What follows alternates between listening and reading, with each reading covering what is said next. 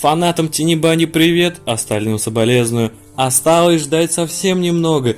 Четвертый эпизод уже готов на 93%. Прикиньте, ребята, все ближе и ближе дата выхода четвертого эпизода. Четвертый эпизод уже, возможно, выйдет в мае. Велико вероятно. И уже большинство блогеров и каких-то сообществ во ВКонтакте, что в мае игра точно должна выйти, точнее быть четвертый эпизод. Ведь поскольку проценты бегут и бегут, и все уже понятно, что четвертый эпизод официально должен выйти в мае. И 93% уже готово, остается совсем немного, и к маю игра уже будет. А как вы считаете, напишите в комментариях, выйдет игра в мае или в июне? Я раньше придерживался теории, что игра выйдет в июне, как тогда, но, увы, она, возможно, велико вероятно, выйдет в мае. И мы можем насладиться в мае нашим любимым Тинибани новой историей, связанной в четвертом эпизоде. И хай народ, у аппарата, как всегда, несменный его ведущий, я, Дэн Фоб. И сегодня у нас ролик по Тинибани, продвижение, какие произошли, какие изменения, сколько осталось нам ждать уже в конце-то концов. Ставь лайк, если уже надоело ждать, когда выйдет четвертый эпизод. И напиши в комментариях, что ты уже смотришь этот видеоролик, а кодовое слово у нас будет это четвертый эпизод. Я буду знать, что ты смотришь этот видеоролик именно сейчас, ты меня слушаешь. И мне будет приятно, что ты поставил лайк, написал комментарий, и мне как бы уже есть мотивация продолжать дальше снимать. А начну я, как всегда, по традиции, немножечко приопоздав 92% готовности эпизода. Да, вот так вот. 92% готовности было, а сейчас 93%. Я не смог записать ролик, поскольку ролик был бы недолгим, это раз. И во-вторых, всего-то там пару строчек вам прочитать и рассказать об этом.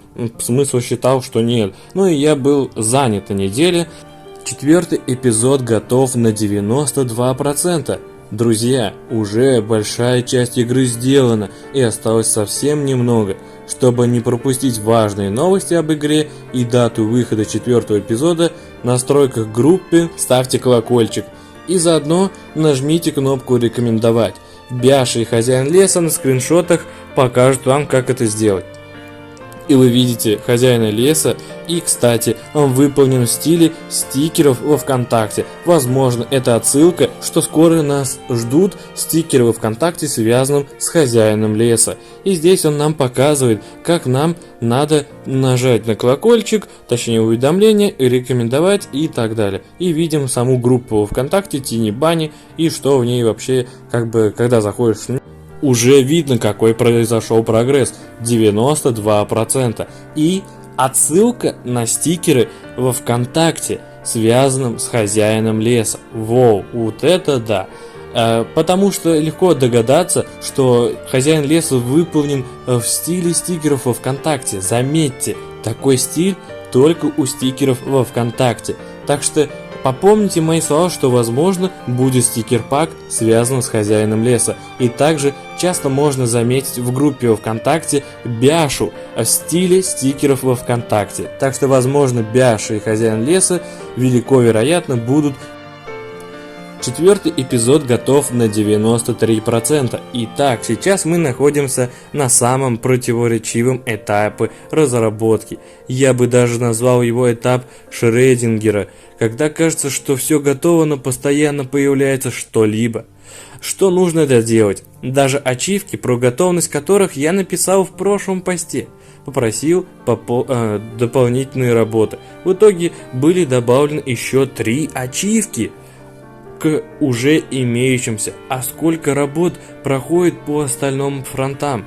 По арту и коду то же самое. Казалось, все готово, но хотелось добавить еще 2 объемные сцены, что я и сделал. Так что продолжаю полировать лобзиком и доделаю. А также хочется еще раз напомнить, что игра «Зайчик» более не подходит лицам моложе 18. И мы здесь с вами видим, что Сайкона рисует на своем графическом планшете или же ноутбуке. Плохо видно, но видно, что он рисует своим сенсорным карандашом, то есть стилусом. И да, и почему игра теперь доступна кому есть 18 лет, то бишь я, то бишь, возможно, вы. Ведь потому что, как еще говорила Алиса в новогоднем обращении, если вы подписаны на канал Сайкона, вы бы могли увидеть, что в играх будут присутствовать сцены, жестокости и прочее. То есть будут хоррор и так далее. То есть если до этого вы смогли поиграть, и кому нет 18, могли официально поиграть, то есть без всяких там ущемлений и прочих ограничений, то теперь рекомендуется играть кому есть 18 лет.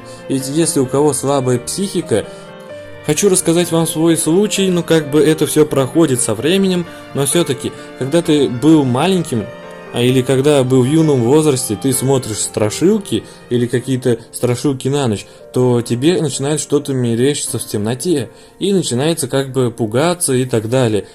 Происходит паранойя и так далее.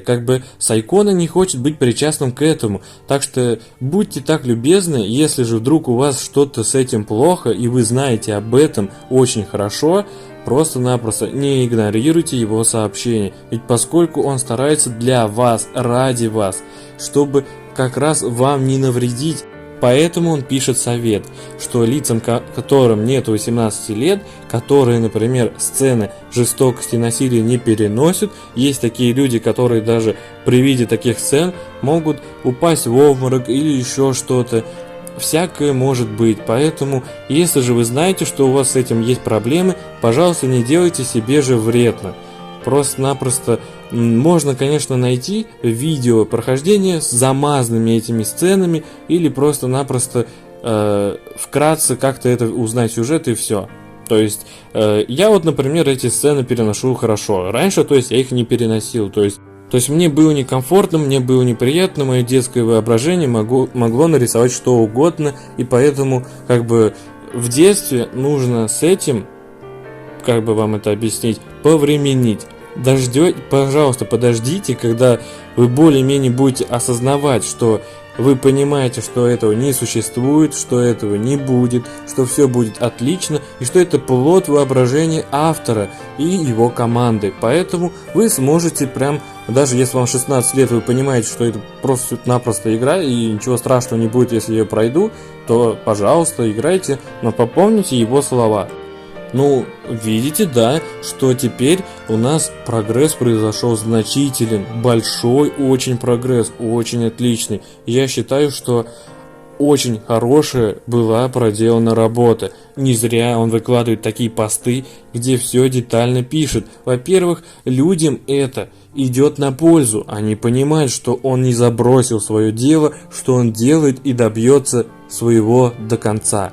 И дает людям надежду, что не нужно забывать, не нужно забрасывать, и что нужно надеяться и ждать, и скоро получить удовольствие от полученного результата. Не знаю, смотрит ли он это видео, или же не смотрит, или смотрит, но если вдруг он увидит, то мое обращение к тебе, ты вообще молодец, делай так, как считаешь нужным. Во-первых, у меня не горит, ни капельки, то есть я готов еще подождать. Я понимаю, ты уже сделал 3 эпизода, качественных эпизода, то есть все, ты меня захватил, мое внимание об этой игре ты захватил. Я готов подождать. Лютые фанаты, они готовы ждать, чтобы получить шедевр, чтобы не получить какой-то кал, как вы понимаете, как говорил Гоблин, да, а получить что-то путевое, нормальное и не какое-то с каким. Так что не торопите его, не пишите ему, не теребите ему там что-то понятно, не надо его сбивать со своей волны, которую он уже настроился, которую он понимает, что людям это будет достаточно, и этого им будет вполне для их удовольствия. Поэтому пускай делает, как считает. Выпустит в мае, пускай выпускает в мае. Выпустит в июне, пускай выпускает в июне. Выпустит в декабре, да пускай выпускает в декабре. Кому от этого будет хуже, вам или ему? Он выпустит, он получит также все, что и хочет. Славу и денег. А на этом у меня все. Также говорю, напишите в комментариях кодовое слово 4-й эпизод. Это будет кодовое слово, что вы досмотрели до этого фрагмента видео. Мне будет очень приятно, это меня мотивирует не забрасывать дело, снимать дальше видеоролики. И на этом все. С вами был, как всегда, несменный его ведущий, я Дэнфоб. Всем удачи и всем пока.